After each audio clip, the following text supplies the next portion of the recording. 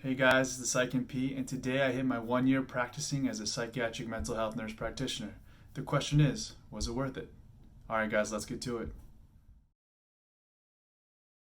So question number one, was it worth going back to school and getting my psychiatric nurse practitioner degree? And guys, yes it was. It's only been 1 year, but when we talk about whether it's financial security or just enjoying the job, those two things, you get both of those combined, it's a recipe for success. I'm super happy with this job. Like my first year, I worked in outpatient psychiatry.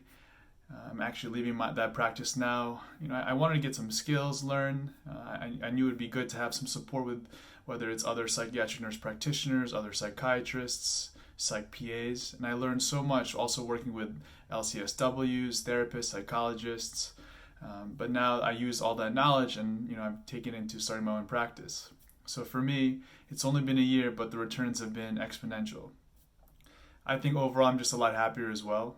All that grinding of studying so hard for school, passing the board exam, it makes it all worth it now.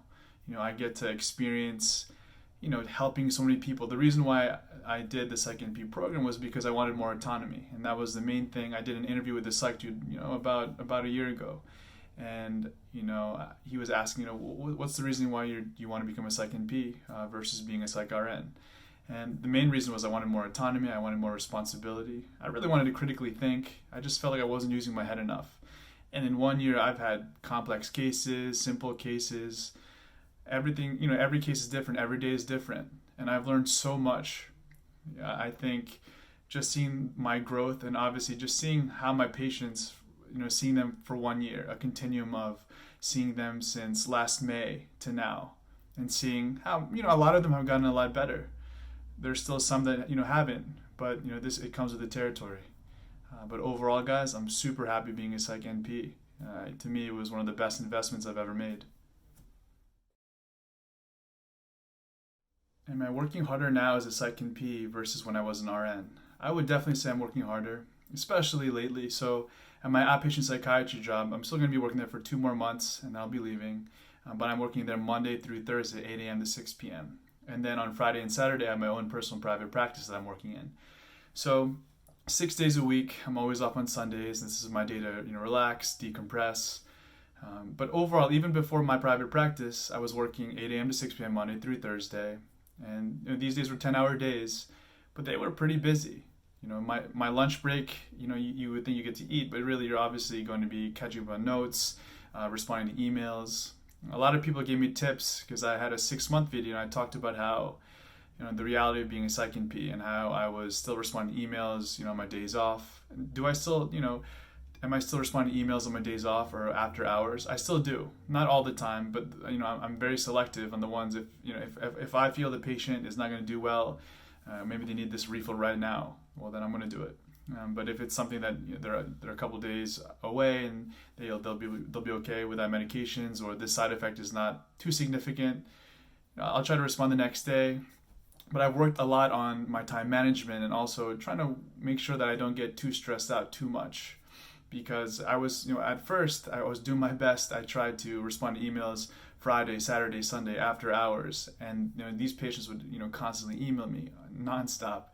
And at first it's easy because you're building your clientele, and so there's not much stuff to do even at work, or so I'm responding in an hour after they send me that email, or 2 hours. But then as time goes on and you build your client base, there's no way you can respond in an hour. It might even be really hard just to respond during that day. So I think learning to set boundaries with your patients is something that I've learned, and it took me a little bit of time to do, but I've done that. Whether you put your away message on saying, hey, I'll try to respond to this email in 2 to 3 business days, but if it's an emergency, please call 911, but those kind of things.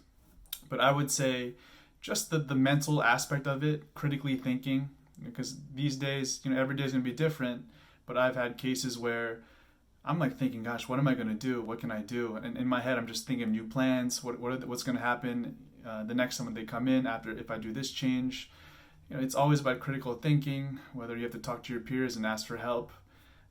As an RN, I remember, having to put people in seclusion rooms and, give IM shots. There's critical thinking involved, but it's different. I think all I do is sit in a chair, talk to people all day. It's a lot less physically demanding versus being a psych RN on inpatient psychiatry. But the mental aspect to me is you're really using your head a lot more. It's significant. So I would say I'm definitely working harder as a Psych NP, but this is what I wanted. This is what I asked for. How would I compare myself to the nurse practitioner right out of school? So, I've been practicing now for about a year, and I would say comparing myself to the person that just graduated and passed boards and had my first week, my knowledge has, grown leaps and bounds. It's not even close. Whether it's the peers or the psych conferences that I've been to, or just the, seeing over, 300 patients and then a continuum of seeing them over and over again. And it's not trial and error, they're not your guinea pig, but you see, somehow how patients respond to certain medications. You'll see kind of a trend. You'll develop your own set of medications or your own algorithm that you think might be the best. Obviously, you're going to use evidence-based practice, but you develop your own set of skills, whether it's becoming a better documenter, better time management, how to have a good flow for your assessments. You learn these things over time.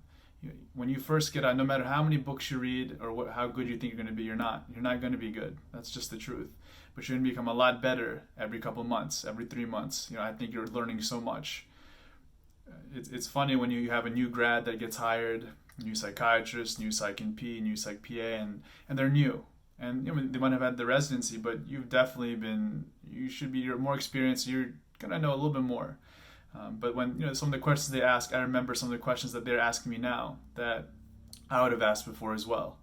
Whether it's how to navigate the EHR system and how to document correctly, how to put the codes in correctly, learning about these newer types of medications, the side effects, the contraindications, when it might not be too smart to try something, when it's maybe better to play it safe. There are times, and you're just going to learn it over time. That's just how it's going to be. I would say that the Psych NP now that I'm over 100% better than I was before. Before I was pretty nervous my first week, and you settle down, you kind of develop your own routine. But the confidence that I have, I think, is the biggest thing. Whether before you always consult with your peers, especially people that are more experienced than you, especially if you have a question, because you're always going to be learning. But I don't really ask my peers for too much help anymore. Now, if it's a case that I think, I'm unsure of, I'll ask them for help. But the amount of me asking for help or questions over time is really, at first you're like this, it really goes down. Not to say that you know everything, but you definitely just have more comfortability. You're gonna have a different views on everything now. You're gonna be a lot more expanded with your viewpoints. And I think just by repetition alone and just seeing all these patients, you're just gonna become so much better. So I would say the question is, how are you, after 1 year? And I would say that you're going to be a lot better.